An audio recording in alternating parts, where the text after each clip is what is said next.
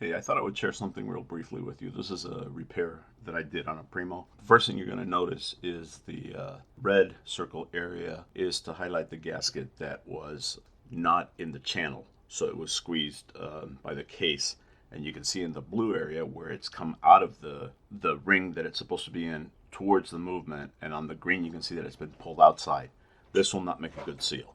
On the second one, you'll see the red oval on there, and it's showing how much gunk there was between the gasket and the case. And on the next picture, you'll see when I try to remove it, I did it with tweezers and a toothpick, so not all of it is there, but that just gives you an idea. That will make a seal possibly fail. The next one you'll see a little bit of rust. I personally love the fact that you guys use these watches like they're supposed to, and I don't like safe queens that just sit there. But there is a little bit of rust on one of the screws, and you can see on the case, and that just needs to be taken care of, no problem.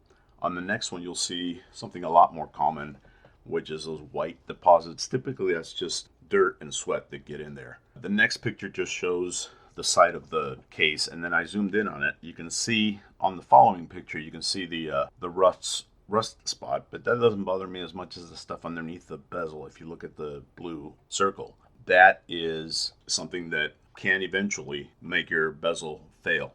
This one's turning perfectly, but I'm still going to take it off and clean it.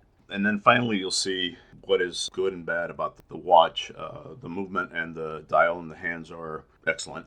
The case back is just fine. The bezel needs to be dealt with, the crystal, the screws, and the shroud. And then at the end, I noticed that it's missing the loom pip. If I have a loom pip, I go ahead and I put it in there for you guys. I don't always. So that's what I'm going to do to this one. I try to do this to everything that comes in, regardless if it just came in. This one came in because the chapter ring was misaligned, but I found all these other things, so I always take care of them. The last one you'll see is the gasket itself. It's very hard to see. I couldn't get a close up of it, but there's like a little channel in the middle, so it's been squeezed, and then in that little channel in the middle, it's been filled up with dirt and debris. So I would not want this watch in the water. There was no water penetration, so that's great.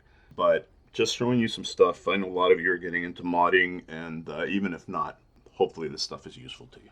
All right, guys, have a great day.